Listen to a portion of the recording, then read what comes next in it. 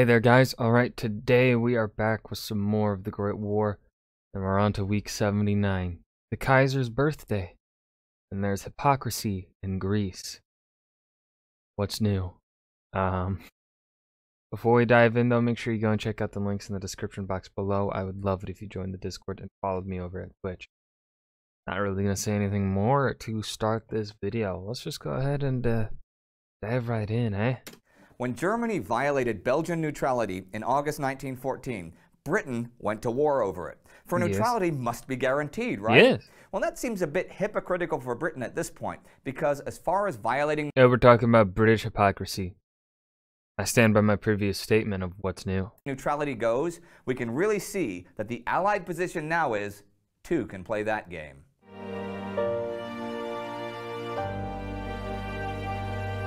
I'm Indy Nidell. Welcome to the Great War. Last week, a British relief expedition on the Tigris River failed to reach the army under siege at Kut. The Russians began an offensive against the Turks and ended one against the Austrians. Because the last... Well, actually, no, the Russians did good in their offensive, in their fighting against the Turks. The Turks that were slaughtered in an offensive against Russia. Germans. While in the Balkans, the Austrian invasion of Montenegro continued. Here's what followed.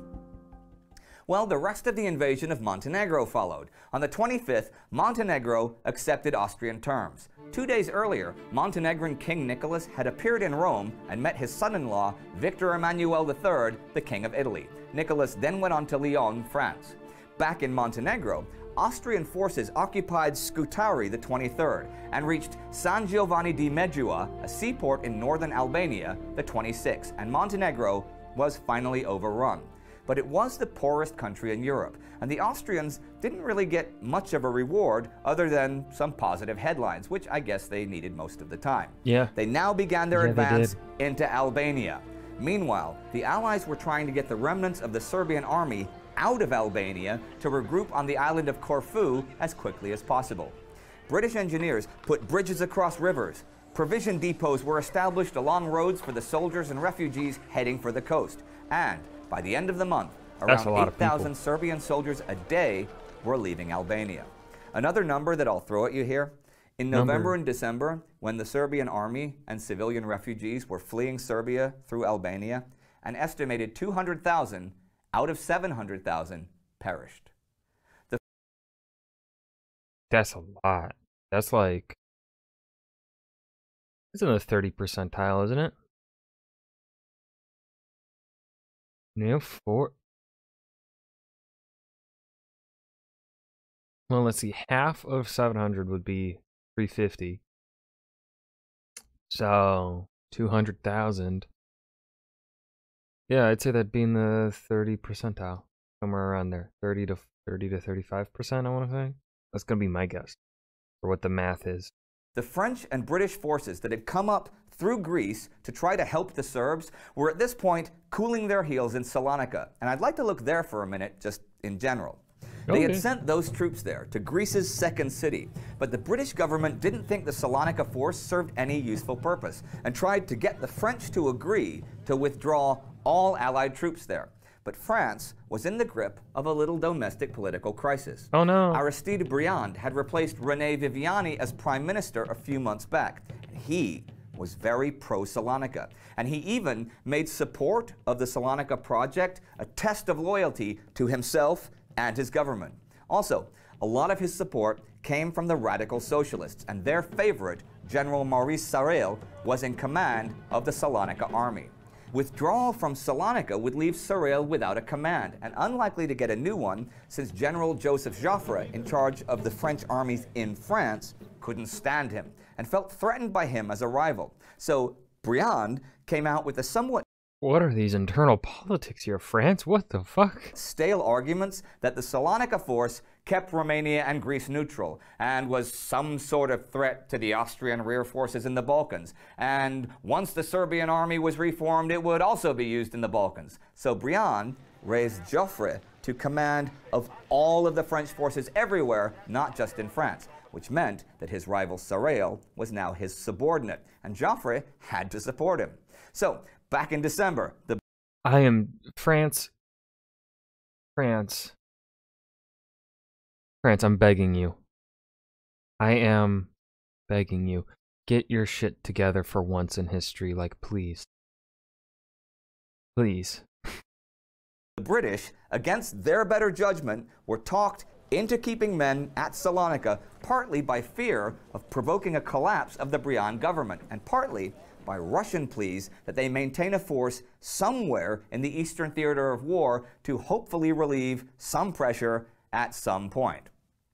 Thing is, it was primarily the British and French who had helped Greece get its independence from the Ottoman Empire back in 1832.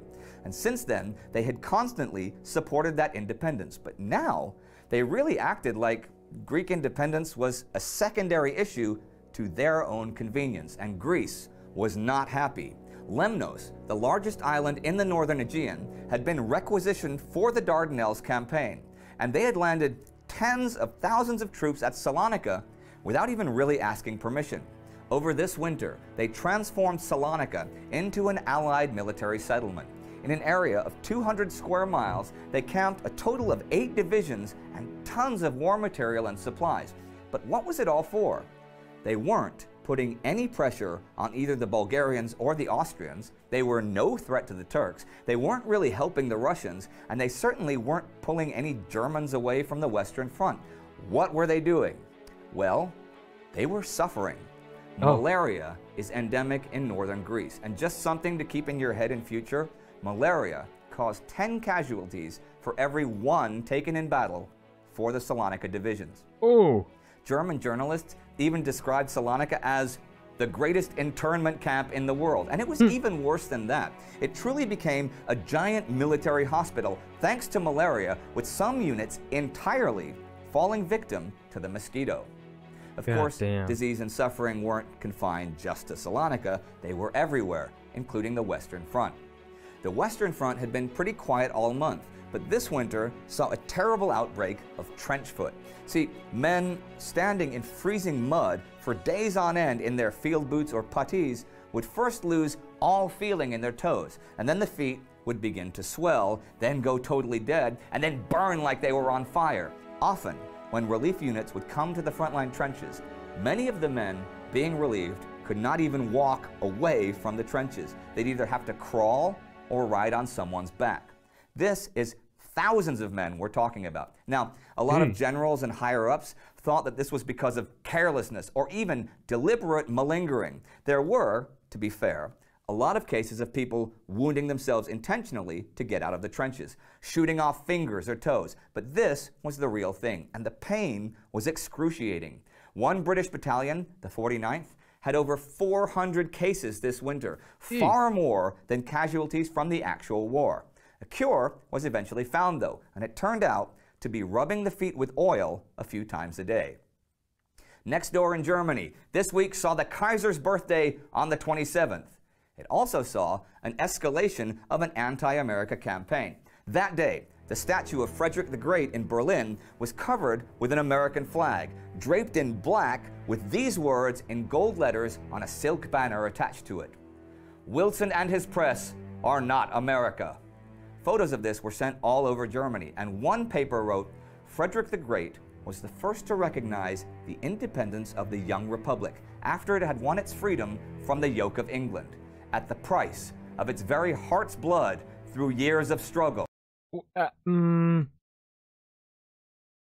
To be fair, I think it was actually Morocco was the first official government to recognize American independence as an official, state.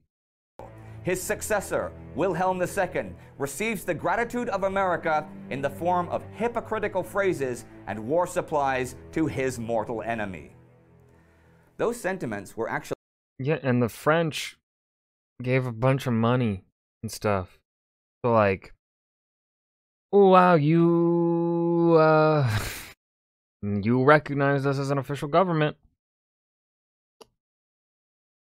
It was the French that gave us their navy in Lafayette. I mean, yeah, the Germans. Oh, did the Prussians send one, or was it someone else? I know there was a German that got sent over to help train Washington's troops. But I'd say the French did a bit more than more than Frederick the Great, my guy. Yikes. Like, I don't like to give the French a bigger ego than they already fucking do. But in this case, if we are going to make connections to the establishment of the United States, I think the loyalties lie more with the French than they do with not even the German government at the time, because it was the Prussians. Frederick the Great had not formed Germany. That the German unification was not until 1870. Mr. Kaiser Wilhelm. So, if we're talking, you know, if we won't be really pedantic here, kind of gotta go with the French. It hurts to say that. It hurts to side with the French. I know. But in this situation, going off of what the Kaiser has decided to make the argument about, gotta side with the French. Especially after, you know, we didn't help them. We didn't help the government that helped us fight its own revolution, you know? Yeah. Actually mirrored elsewhere in Greece. Greek King Constantine made public statements in the American press that got worldwide attention after the French occupied Fort Karaburun near Salonika this week. He said, "It is the merest cant for Great Britain and France to talk about the violation of the neutrality of Belgium after what they themselves have done and are doing. Just look at the Greek territories already occupied by the Allied troops. In proportion to all Greece, it is as if that part of the United States, which was won from Mexico after the Mexican War, was occupied by foreign troops, and not so much as by your leave. Where is the necessity for the occupation of Corfu? The transportation of the Serbs to Italy would be simpler than to Corfu.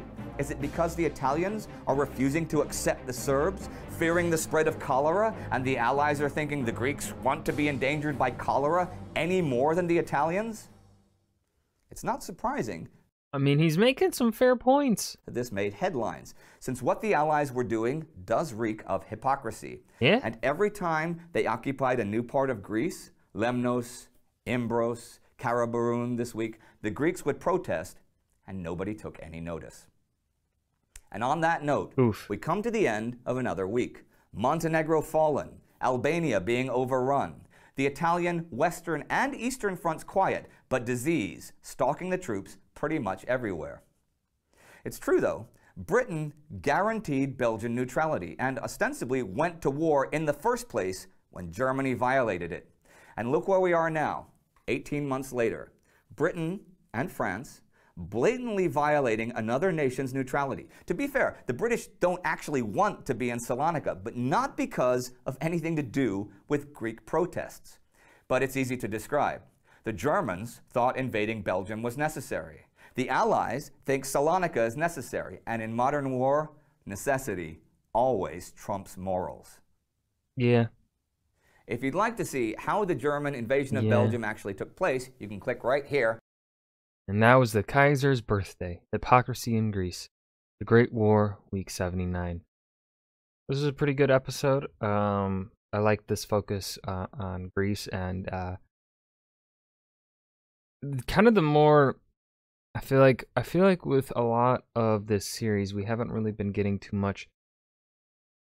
all that much focus on the politics of the Allies. We've been getting that on the Central Powers. We've been getting a lot of that, I feel like, and Russia as well, but not on France or Britain. Britain's had a couple episodes where I feel like but not really, I feel like to the same degree that we've gotten for the Central Powers. This was really nice to see that, like, yo, France, they do be struggling really badly here with internal political power.